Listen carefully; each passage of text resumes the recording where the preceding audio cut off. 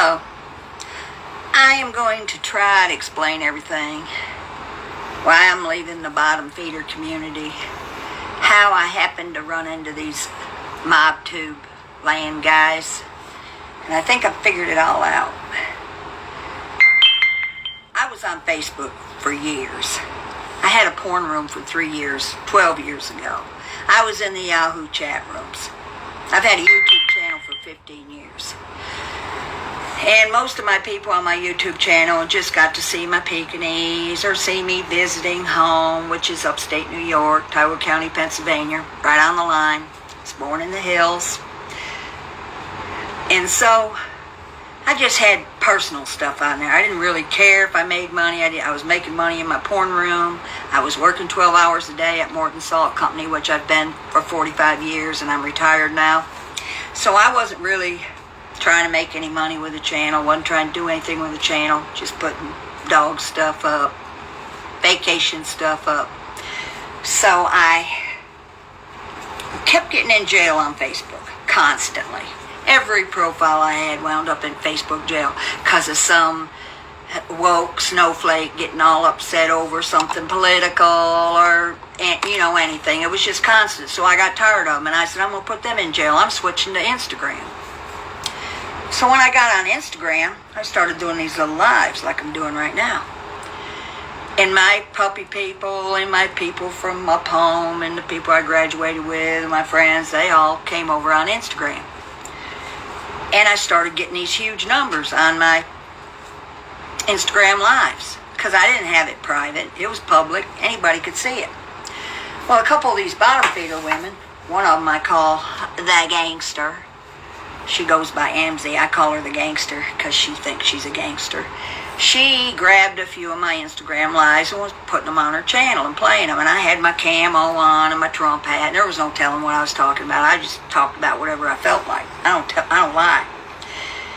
And so she started playing some of my stuff on her channel.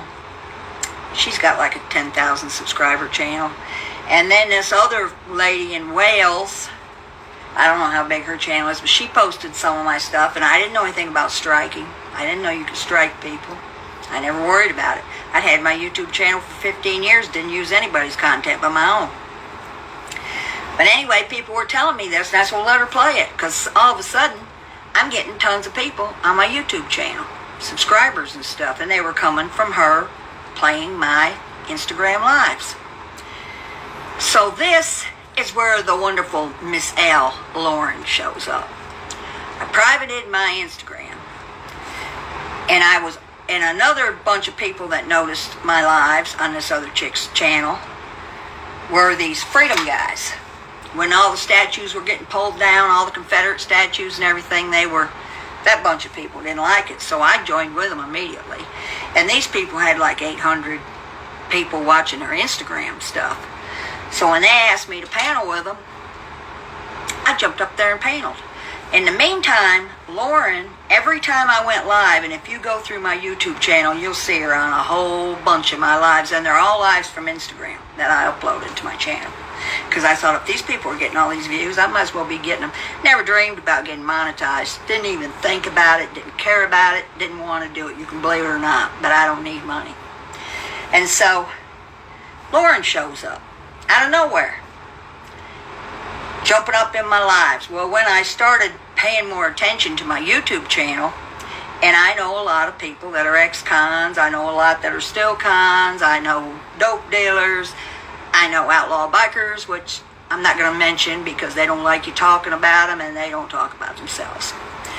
So I just started doing little road trips because I do everything with my phone and my notebook. I'm never in front of that desktop or my laptop, never, because I move around too much. So I started putting Nancy on there with me and Brandy, different people, talking about their real lives, talking about, I know some of you people know they make their own meals in prison out of everything they can get out of the commissary. And Nancy, being the only female I knew that had been in prison, was telling them how they made their bras and stuff out of stuff they had from the prison. People were loving it. They were loving hearing stuff from real people.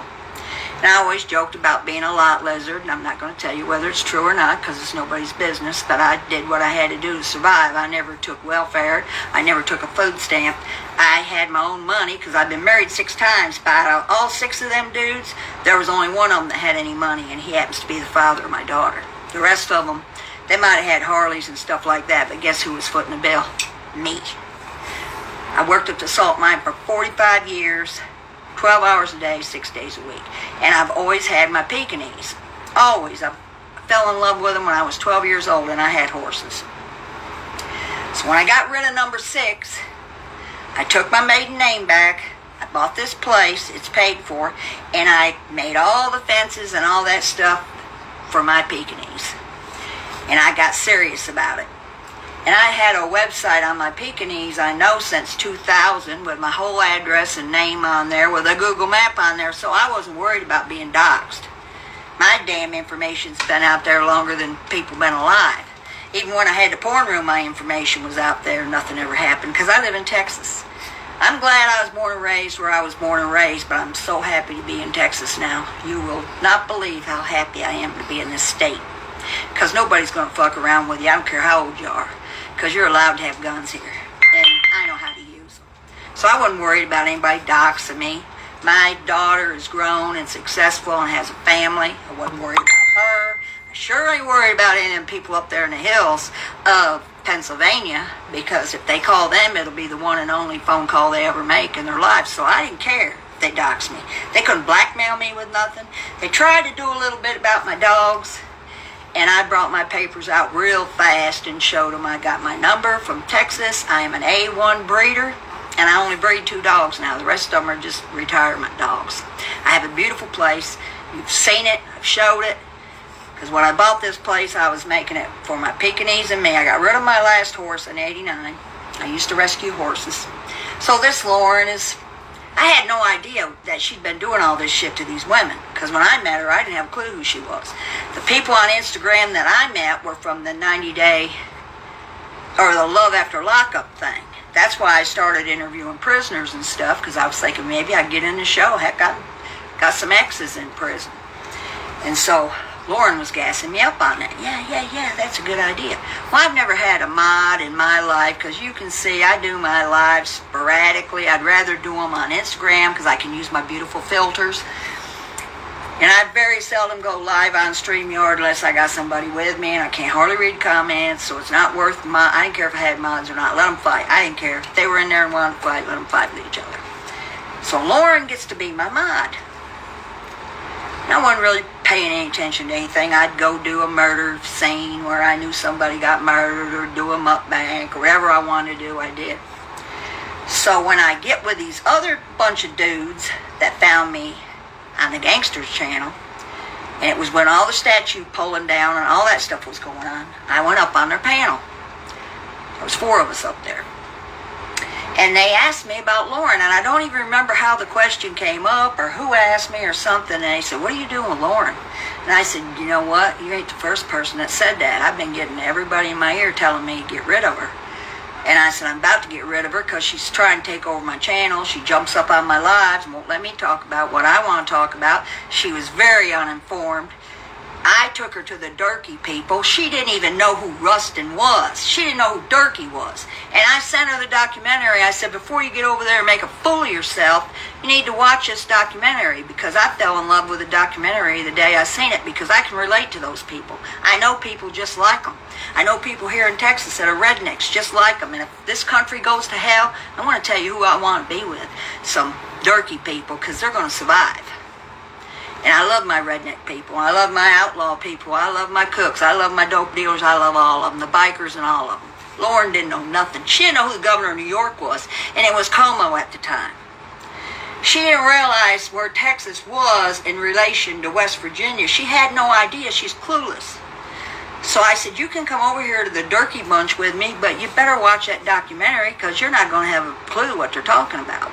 Because I got Terrietime's my name, but the oldest and baddest came from that documentary. That's what Mamie White was, the oldest and baddest. And I got my pill bottle shaken from Durkee, because he has a scene in that documentary where he says, "Here's a Boone County mating call."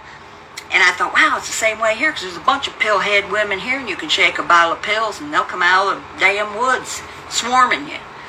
There's sack whores and there's pill-heads. So I related to them, and I liked them. And I've watched that documentary. If I've watched it once, I've watched it 10 times. Well, Lauren never watched it. I know she didn't. So I take her over there to the bunch. I knew a bunch of them. But Rustin was the main one. The rest of them were kind of like Durkee themselves. They weren't that mean to him. They just made little parodies and stuff. Didn't make anybody mad. This Rustin was an East Coast guy. I could tell by his accent.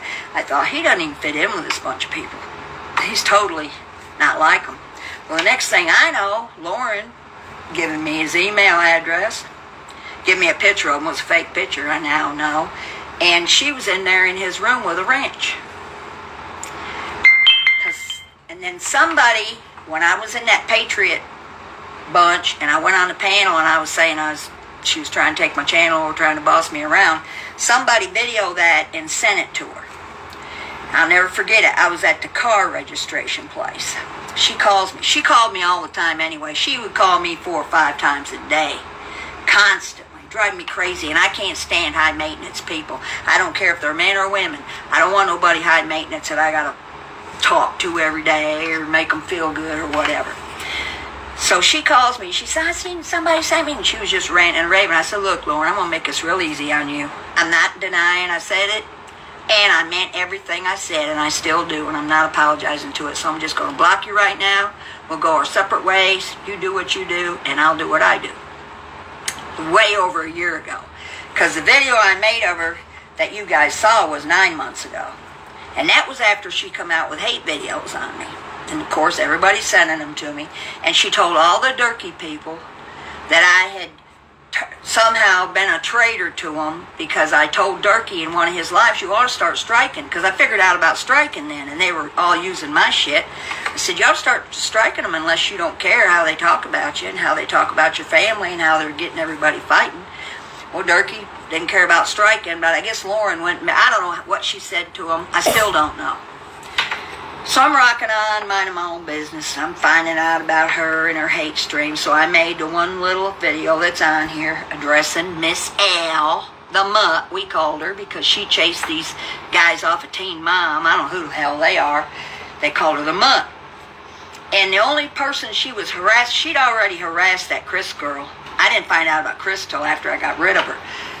And then everybody started sending me everything. Since they knew I got rid of her, they said, well, you should have got rid of her a long time ago. And they just started sending me tons of screenshots and all kinds of shit she did. The only one she was still harassing when I was hanging with her was Lindsay. And Lindsay has agreed to take panel, finally. Most of the women are still scared to death of her. I don't blame them. They've still got kids. She's called Texas Rangers on people. She can't do anything to me, and she knows it. So everything was forgot about.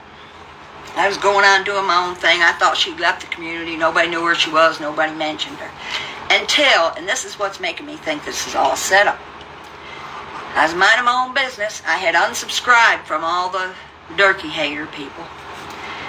And one day I get this link from this one dude out of that community that was still hanging with me, called The Watcher. He sent me this link. And it was a Rustin link. And it was about him having this dog rescue thing. And that he was going to reach out to Durkee with a phone call and tell Durkee if he paid those 2 girls, whatever, he scammed 2 girls or something, that he was going to quit talking about him. And I said, well, I'll watch that. So he called Durkee on the phone, and Durkee paid for the one girl. And I even told Durkee, I'll pay for the other girl. If it'll get this dude off your back, I'll pay it. Then Durkee said, no, I've got the money. All she's got to do is get a hold of me. So then, while I'm watching this phone call business, I get a link where he's a dog rescue guy. Rustin's a dog rescue guy. Well, how do you get to Terrietime without getting your head taken off? Bring up dogs. So I go and watch him do his little dog walking thing. I'm in the chat. And I said, well, I'm glad you gave Durkee another chance. And he knows who I am. He knows who I am this whole time. I'm Terrietime. They know who I am. Real friendly. And I said, well, are you going to quit talking about Durkee now? And he said, yeah, as long as he pays that other girl. And I said, well, I'll pay the other girl. And besides that, his uncle had already given these girls tons of stuff to make, it wasn't like they were out anything. but I'd have paid it just to make it end. So he's talking real friendly and everything, and he has all these links in his descriptions, and one of them was NB.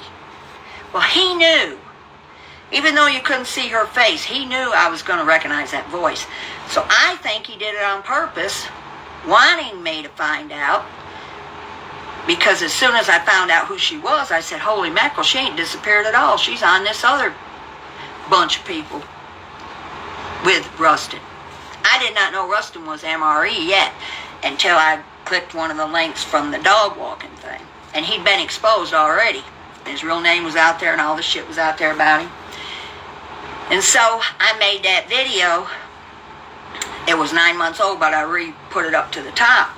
And all of a sudden, all you guys, FBS, all these guys start coming and saying, wow, we've been wanting to find out about her. Now how, please tell me how, unless Rustin did it himself, wanting her to be exposed, how was it possible that you guys would have figured out where I was, or even knew Lauren, because I didn't know any of you. What FBS says is true. I had no clue about any of you. The only mob guy I watched was Sammy Gravano, and that's because I was still around when Gotti got arrested and watched the trials and all that. He was the only one I was watching. I wasn't even watching that Francis guy. I didn't know nothing about no mob tube or anything. This all came together a little bit too convenient. I think after he got exposed, he knew that Lauren was doing a bunch of shit like CPS calling and stuff, and he wanted to get rid of her. And he wanted somebody to expose her to get the heat off of him. Because otherwise, how would we have found each other? How would anybody know to go watch my videos to know that I ever knew Lauren? The only person, the common denominator in all this is Rustin. Because he knew I knew her, because I introduced him to her. He knew I hated her. And he'd done hate videos on me, and FBS has the videos. I sent him every video I could find and told him he could use them all. I don't care. And then all these other women come forward, and now I've realized how much havoc and turmoil she's caused, and I just think it's too much of a coincidence that all this happened accidentally. Because I would have never found MRE in a million years. I didn't even watch his Rustin shit anymore until the watcher, whoever that was, sent me that link about the dog rescue stuff, knowing that I have a soft spot for dogs. And knowing that he made that phone call and Durkee paid the one girl, and then I said, I'll pay the other girl, just shut the fuck up about it. Because I grew up with people like that. I still know people like that, and I have a great respect for them, because they're going to live when everybody else is gone. They're going to live off the land, the swamp people, and all of them. I can relate to them. And then, when I talked to FBS and reached out to him, I thought, this is not making, it had to be Rustin that did this all. Try to get Lauren, try to get the heat on her, get him out of a bad situation. I gave all that stuff about Rustin to Durkee. He has it all, and his sisters and Donald and all of them, they have all that shit on Rustin. Because I can't believe he ragged that kid for that Confederate flag for months, acting like he was such a equal rights type person, and then seeing how he really is. So I don't know. I don't know if you guys think that might be possible or not, but I think that might be the only way that we found each other. The only way, possibly, that anybody would ever get me to watch Rustin again was to bring that dog shit up to me. Because I didn't care what he said. And the fact that he was trying to reach out to Durkee. The rest of them guys I barely talked to, because I don't know what Lauren told them. Probably when I told Durkee he ought to strike their channels or something. I don't really know. But anyway, that's how it all came about. That's how I knew her. I did not know any of you guys. I didn't know nothing about MobTube until I watched Rustin call Durkee, and I got his dog walking. Dog rescue, whatever the hell it is. And then I got NB's link, mysteriously, knowing that I would recognize that voice.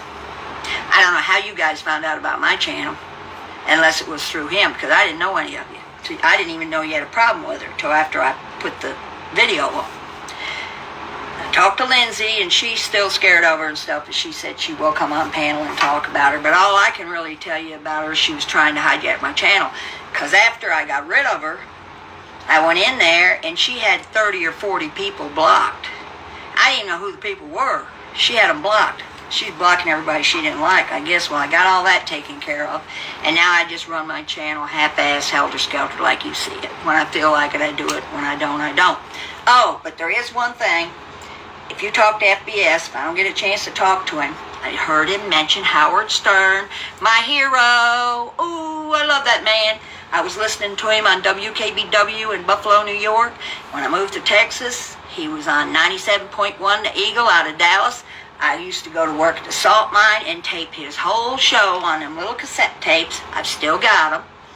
I have got every video he ever put out on VHS, and one of the golden greatest ones, and I don't even dare to play it anymore because my VHS player is bad. I need to get it put into DVD, was the one, it was a New Year's Eve one. And he had Daniel Carver, head of the Ku Klux Klan, Joe Frazier, the boxer, Smoking Joe, George Jefferson, and some little dude off of Star Trek or somebody, some little short guy, I don't know who he was. And they all sat there. Daniel was in his Ku Klux Klan outfit. Frazier was sitting right there beside him. And they all had their beliefs, and none of them, but it was how things were back then before everybody turned into a snowflake and a woke person, and you can't even say a word without worrying about going to jail or somebody getting all offended. Well, I'm triggered. You know what I say to them triggered people? Get the fuck out, because I'm going to swear. I'm going to talk about Trump. I'm going to talk about the gas prices being $10 an hour. I've got my little gimmick, hyena psychic, and I got that, if you've watched Howard Stern. Sylvester Stallone's mother, I can't think of her name, but she had 2 little Papillon dogs. She went on Howard Stern with them. That's the first time I saw her. And she said they were psychics. So when I started doing this, my one little dog, Hyena, when I turn this camera on, she jumps up here. And she does do blessings. She'll put her feet up. She does stuff. And then she tells fortunes. And she's always right. Because guess what? I'm always right. And she knew about Biden, about him shutting that pipeline down. There wouldn't be no gas. I said, don't whine to me about it. You fuckers voted for him. You got what you got. And she's right about everything, even these women. Well, I've been watching these bottom feeders for 2.5 years. They don't change. So she's right about everything she says. And she loves the camera. So now, it's Terrietime and Hyena usually. And then I've got the other little dog trying to be a star, making me a Blair Witch thing outside. Well, a lot of the women are not going to care anything about this because they don't know what I'm talking about. But most of them like my Pekingese stuff and my flowers. And I'm going to tell you something. I don't know that Chicago Muscle or whatever his name was. I never listened to him. I've just heard you guys talk about him. And if he was a real biker, he would not be running his mouth. Because I know real bikers. Been married to one. They will not talk about stuff. They won't even let me turn this thing on when they're here. Let alone mention their names or what gang they're with or anything else. They keep their shit quiet. So if that dude was running his mouth like you said he wasn't no biker. Because they don't run their mouths about nothing. Believe me on that. I can't even do an interview with me. I can get them meth cooks and armed robbers and stuff to talk to me. The ones that are even on parole will talk to me, but them bikers won't. I had one, I kind of got one that still kind of really likes me. And I said, well, I'll let you come back over here if you do an interview. And he'd show up. He was a no-show. I said, well, at least park your Harley out there and let me... Nope, nothing. They won't do it. So that Chicago Muscle was either lying or he was in some kind of pussy biker gang that don't care if you run your mouth or not. Because they won't talk. And they don't talk. And now I'm going to show you something. And if BFS really loves Howard Stern, he's going to be so mad when he sees what I've got. Not to mention all the VHS stuff I've got. I've got something that's probably the most valuable thing I have other than my Pekingese. Most valuable thing I have in this house. And I had to call. It took dedication to get it. I'm going to show you in a minute when I get ready to get off of here. And I would get those VH tapes out, but I don't dare to play them again because I'm afraid they'll get ate up in that old VHS player I have. I'm going to have to get them because I've got more than one. But the New Year's Eve one was the good one because it had Daniel Carver, the head of the KKK, and Joe Frazier sitting side by side. And George Jefferson. I don't know who that little white short guy was from Star Trek or something. I don't watch Star Trek. Don't like him. But anyway, I'm just trying to put all the threads together, and there was only one common denominator that would make me find Lauren after more than a year of nobody knowing where she is, knowing that I would recognize her voice and know you guys. Only one person, and that's Rustin. And it makes sense, because he's been exposed, he didn't have nothing to lose, and he can get the heat on her, because she's been doing all this shit, she can't get out of it. She's done it to a bunch of people. That's why when I go outside, and these bottom feeder women all do it. They're all CPS callers. They're all cop callers. I think it's funny. One of them, one stupid one, threatened to call the Rangers on me because I got guns. I said guns are legal in Texas. That's why when I go outside, I say, well, there ain't no Rangers here yet. I ain't had no judges call me up. They call pizzas to each other. Order pizzas and don't pay for them. Pizzagate. That's what these bottom feeders do that I'm not going to be around anymore because I'm sick of them.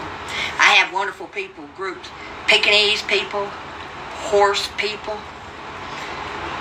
the freedom guys that don't tread on me people, bunch of them.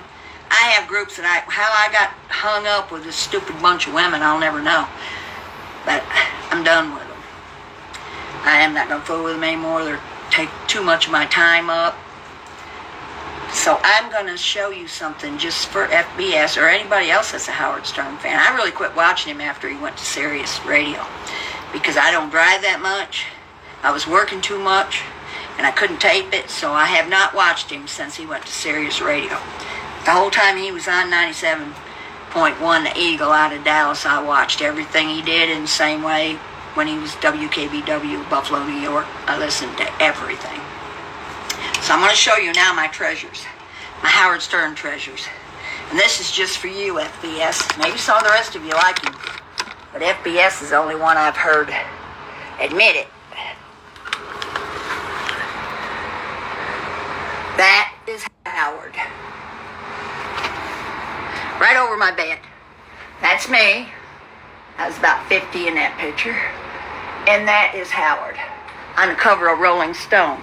That's not the big thing I want to show you. Let me have that. This is a print of Howard Stern that I won by calling in Leroy Neiman, 1994. It was a call-in thing. There was 1,000 prints. And I called in and called in and called in, and I got this print. I think it's got number 800 or something on the back. I'm not sure because I'm not taking it out of that frame. But right there, FBS, eat your heart out. I don't know who else has them, but if this house ever starts to burn down, other than getting my Pekingese out, I'm getting this Howard Stern print out. Absolutely. Because he was my hero. And I have fish too. But anyway, I'm going to get off of here. I'm going to upload this to my YouTube channel. And I might see you guys later. Oh, wait a minute. Justice for Dirty. Freedom. Pill rattle. One of the bottom feeders thought I was trying to be like a rattlesnake. I got this from Dirty. I stole it from him. Dirty. Justice.